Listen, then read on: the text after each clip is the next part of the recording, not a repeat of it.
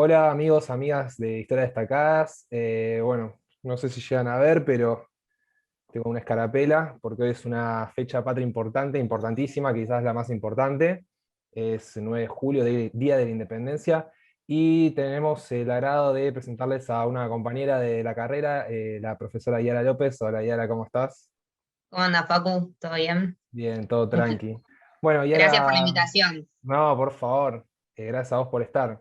Bueno, Yara se recibió hace muy poquito, es muy joven ella, una genia, bocha, mal, y está haciendo su tesis sobre el proceso revolucionario, así que qué mejor que escucharte hablar de, bueno, justamente esto. ¿Qué onda? ¿Qué pasó el 9 de julio?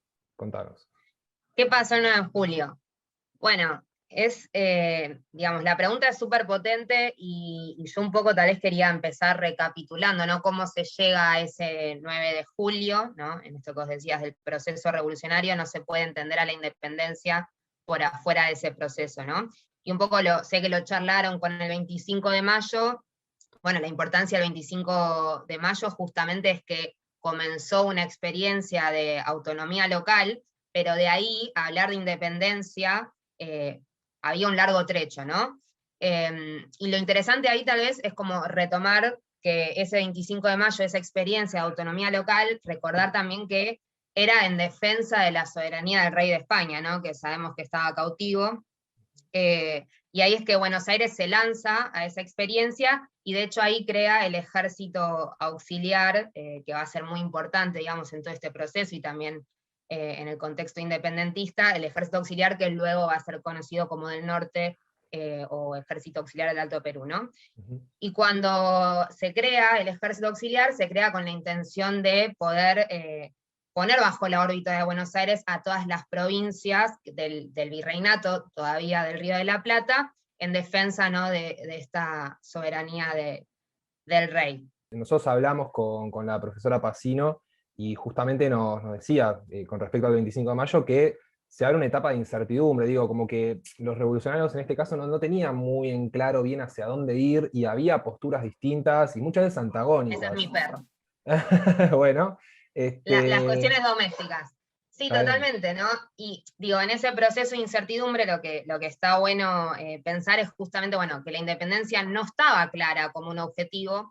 Lo que sí está bueno saber es que ya aparece la palabra independencia en algunos escritos de ese año 1810, pero por ejemplo François Guerra recupera, ¿no? Y esto tal vez es la importancia como de la historia de las ideas, que cuando se hablaba de independencia en 1810, no se hablaba de la independencia que conocemos, sino de la independencia francesa, ¿no? Porque lo que estaba en disputa en la península era poder deshacerse del enemigo invasor.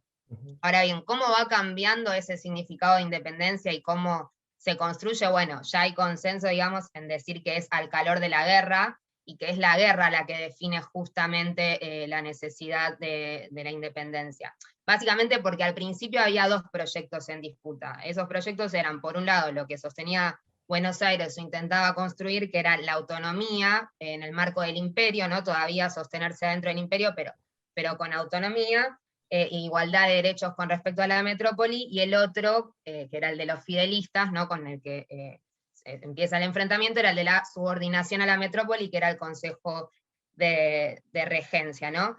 Ahora bien, en 1811 empieza el enfrentamiento más picante, podríamos decir, Montevideo declara la guerra formalmente, el enfrentamiento se perpetúa, y en 1812 ya empieza a cambiar un poco el panorama, y acá para mí empieza como un periodo muy interesante porque la política de Buenos Aires y de las provincias que adhieren a estar bajo su órbita empieza como a oscilar mucho más, ¿no? Empieza como a pensarse la posibilidad de que tal vez una independencia real es viable, al contrario de lo que se pensaba, ¿no? De sostenerse dentro del imperio, y eso se va, de vuelta digo, ¿no? Se va construyendo al calor de la guerra. Ahí fue fundamental, por ejemplo, la victoria en la batalla de Tucumán, al mando de Belgrano, del ejército auxiliar, y ahí es re interesante porque, de hecho, por ejemplo, el gobierno central le había dicho a Belgrano que retrocediera todo lo que pudiera, que no se enfrentara, y Belgrano decide dar la pelea en Tucumán porque si seguía retrocediendo iban a quedar como unos blandos, digamos, frente a las poblaciones locales.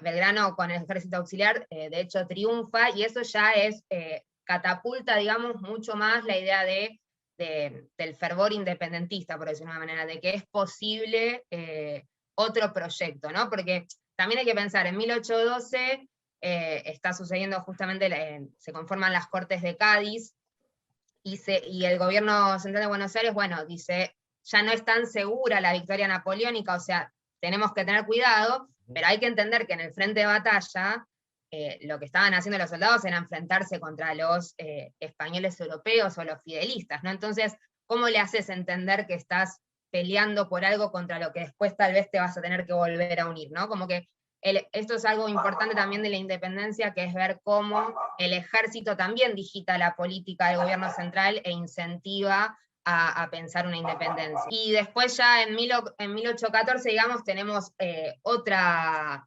catapulta, por decirlo de una manera, a la lógica o a la línea independentista, que es, bueno, en 1814 sabemos que sucede la restauración monárquica, entonces, digamos, la discusión sobre si quedarse en el marco del imperio o concretar la independencia se recrudece, ya se hace como más inminente la toma de esa decisión, y una de las cuestiones que termina de definir la situación es justamente, digamos, una victoria de Rondó, que termina siendo el director supremo. Ahí hay un episodio como muy icónico, que es que Posadas, estaba tratando de recordar el nombre, Posadas, que era el director previamente, quiere hacer un cambiazo ahí de direcciones del ejército, manda a Alvear a que sea el comandante del ejército auxiliar, que era Rondó. Bueno, hay soldados que producen un levantamiento pidiendo que Rondó se quede, pero lo interesante ahí es que en lo que ellos enuncian, Rondó tiene que quedarse al mando del ejército auxiliar porque es el representante del republicanismo y es el garante de justamente, ¿no? De esta línea más separatista, por decirlo de una manera, frente al dialoguismo de Posadas y de Alvear, que están negociando con España. Bueno, ahí ya con la victoria de Rondó, que termina siendo director supremo, esta es como la catapulta a pensar el Congreso de 1816. Claro, y lo que también me explica un poco esta dinámica que vos vas narrando es que muchos de los héroes de la independencia terminan de alguna manera en el olvido o exiliados, bueno, o sea, sin ir más lejos, San Martín. Digo, porque da la sensación que la élite de Buenos Aires se conformaba con la revolución en Buenos Aires y en las provincias, pero no tenía pensada una revolución continental como quizás sí lo tenía pensado San Martín, Güemes, Belgrano. Digo, ¿existe esto? ¿Es así? Medio hasta ahí, porque, digamos, como que todo es dialéctico, como hemos aprendido en la carrera, ¿no? De vuelta, el ejército auxiliar tiene una gran importancia en la definición de la política revolucionaria, y ya para 1815 hay plena conciencia de que no se puede ganar la guerra y no se puede obtener la independencia si no es con una victoria continental, y de hecho ya es para esa época que Pueyrredón, que después es uno de los directores supremos, bueno, Pueyrredón trabaja por el cambio de estrategia militar, que es de pasar de que el ejército auxiliar sea el ejército principal, intentando avanzar por el norte, bueno, cambiar la estrategia al plan continental de San Martín, porque ya hay un triple frente de ataque, ¿no? No era solo Montevideo, no era solo el Alto Perú, que ya lo tenía desde 1812, sino que también está Chile. Entonces, pero bueno, también es interesante ahí pensar que cuando Pueyrredón piensa ese cambio de estrategia, lo hace obviamente por esto de la estrategia continental, pero también porque necesita un ejército para operar internamente en las provincias en las provincias sobre las que Buenos Aires pretende tener el control, ¿no? Porque ya para esa época, de vuelta, ¿no? Yo dije, en 1814, simbólicamente, por decir una manera, gana Rondó porque gana la línea de hay que ir por la independencia, y se empieza a pensar en la necesidad del Congreso. Ahora bien, el Congreso es de 1816. ¿Qué pasa del 14 al 16? Bueno, se empieza a pensar que el Congreso va a suceder, pero que también hay que pensar la forma de gobierno de esa nueva entidad política.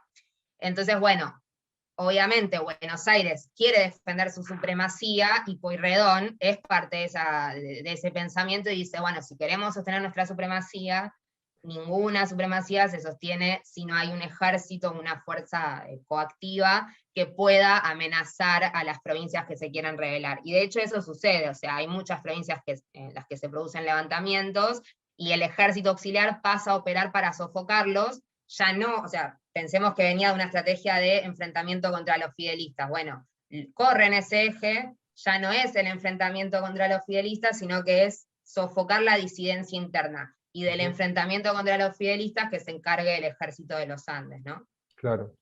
Y bueno, nada, pensando en esta visión que nosotros se nos inculca a través de la escuela y de la historia de los grandes hombres, de los San Martín, de los Belgrano, yo tengo entendido que la Declaración de Independencia se escribe, digamos, en castellano y también en quechua y en guaraní. Digamos, ¿cuál es el rol Aymara. en Aymara?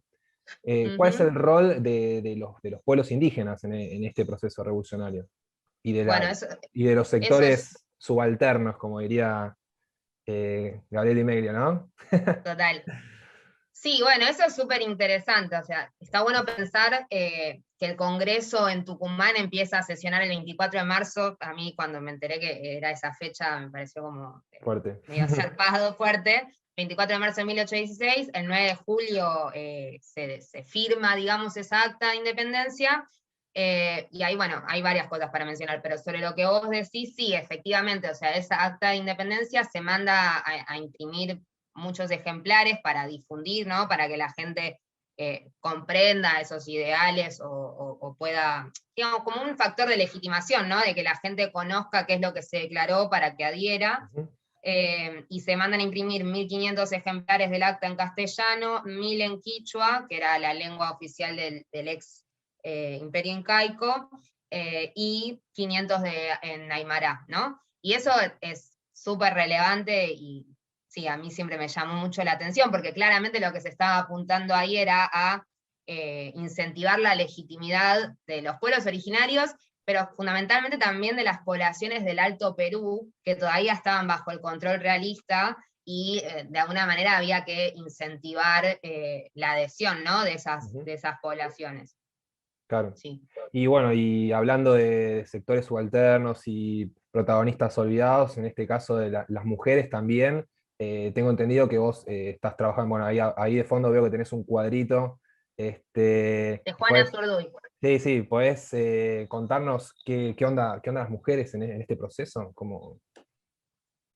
Mirá, las mujeres en este proceso, me gusta la pregunta porque siempre empiezo por tratar de desarmar un poco la categoría de las mujeres, ¿no? Como que hoy en día que los estudios de género se han puesto como a la orden del día, o como en el centro de la agenda, claramente hay muchas personas que estamos estudiando historia que nos preguntamos por ese sector, pero por ese sector generizado, ¿no? Por las mujeres, pero con la intención de hacer historia de género, ¿no? De poder entender relaciones, dinámicas de poder y demás.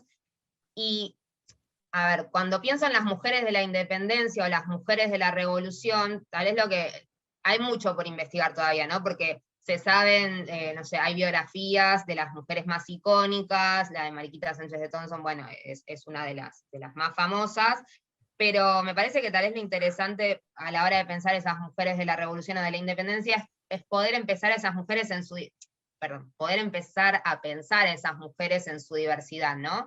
Entendiendo, como nos enseña el enfoque interseccional, entendiendo que esas mujeres están atravesadas por distintas condiciones, fundamentalmente de clase, étnicas, ¿no? Y hay otras más, pero como esas son las más, las primeras tales con las que una se topa en las fuentes, bueno, la condición de clase, de género y la condición étnica.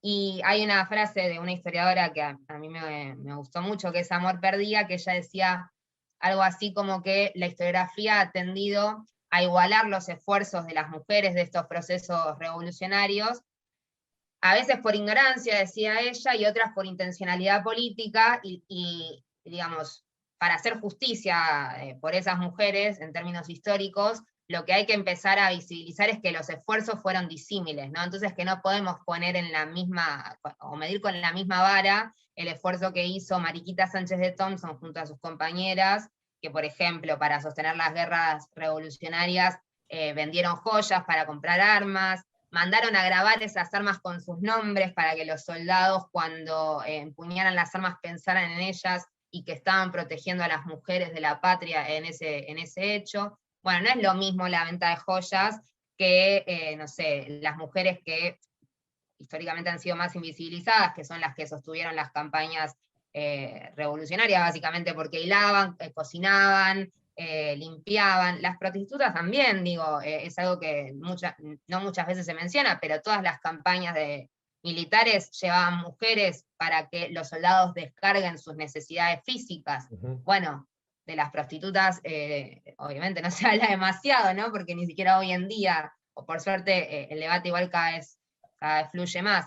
Bueno, después ni que hablar Juana Zurduy, Remedios del Valle, ¿no? Que son mujeres guerreras que ocuparon funciones que no eran comunes para su época, pero que sucedían, ¿no? Obviamente, ¿no? Más allá de que no eran comunes, sucedían, pero digo, no es lo mismo la historia o el esfuerzo que implicó el involucramiento de Juana Zurduy, que perdió a toda su familia en la campaña revolucionaria, que terminó su vida desterrada, olvidada, con 2 mangos, y viendo cómo el proyecto revolucionario que ella y su compañero habían soñado, nada, terminó en otra cosa, digamos, de la que esperaban. Bueno, no es lo mismo ese esfuerzo que el esfuerzo de Mariquita Sánchez como una mujer de la élite, ¿no?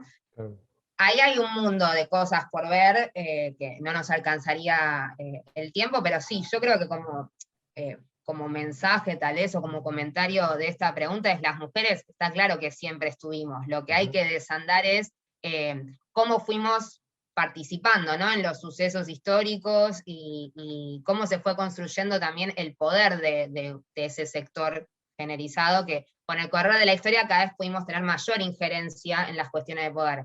Última, Macacha Güemes también, ¿no? La hermana de Güemes, que fue importantísima, digamos, en términos de entablar negociaciones políticas.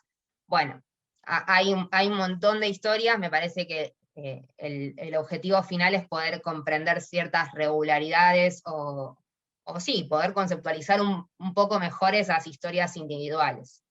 Claro, sí, porque, a ver, si sin el esfuerzo de tanto de los grandes hombres, los grandes generales, como así también de las mujeres, de los negros, de las negras, los indios, las indias, digamos, si todos no hubiesen tirado para el mismo lado, esto no estaríamos hablando de esto, estaríamos hablando de otra cosa, Total, estaríamos... a esto que me preguntabas vos recién de la participación subalterna, bueno, es súper interesante ver cómo los gobiernos revolucionarios se preocuparon por generar esa adhesión política, ¿no? Porque hay una comprensión de que ningún proyecto político triunfa si no hay adhesión popular, básicamente porque es la mayor cantidad de la población en general, ¿no?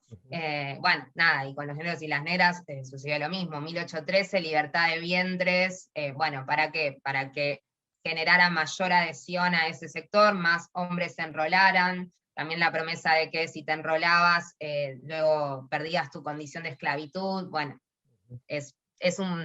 hay un montón de cosas, ¿no? Que podría estar 20 horas hablando, pero sí, es apasionante el tema de los sectores subalternos.